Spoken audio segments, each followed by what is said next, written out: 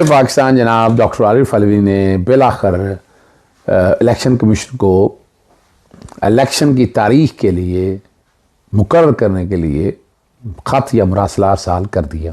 आपको याद होगा जब असम्बली तहलील करने से पहले मैंने वज़ीर आज़म पाकिस्तान को 2 नोटिस भिजवाए थे कि आप वक्त से पहले असम्बली का तहलील मत करें, अगर करेंगे तो 60 दिन के अंदर इलेक्शन कराना होगा।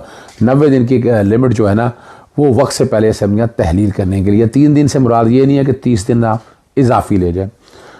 और फिर मैंने साथ सदर पाकिस्तान को ख़त लिखा था कि सदर पाकिस्तान नेशनल असम्बली कौमी असम्बली की इलेक्शन की तारीख थे। 11 अगस्त को मैंने ये ख़त लिखा था, मरासला अरसाल किया था और आर्टिकल 48 को सामने रख के बड़ा वाज़े तौर पर उसके अंदर अगर आप देखें यानी उसमें तो कोई मैं नहीं समझता कि उसमें कोई इबहाम था। बड़ा वाज़े तौर पर एक एक चीज़ जो है ना वो सामने रखी हुई थी और उसमें एक एक चीज़ या तो कहे ना कि उसमें कोई डाउट था, कोई डाउट नहीं था, एक एक चीज़ बड़ी क्लियर थी। और जो सदर पाकिस्तान ने आर्टिकल 48(5) का हवाला देकर और कहा where the president dissolve the national assembly not standing anything contain in clause 1 appoint a date not later than 90 days from the date of dissolution for the holding of the general election to the assembly and appoint a caretaker. ये मैं पंजाब की दफ़ा भी मैंने कहा था और अब भी मैं कह रहा हूँ, अभी भी मैंने इसीलिए लिखा था और आज मैंने अब दोबारा मैं इलेक्शन कमीशन को भी ख़त लिख रहा हूँ। अभी थोड़ी देर में ख़त चला जाएगा मरासला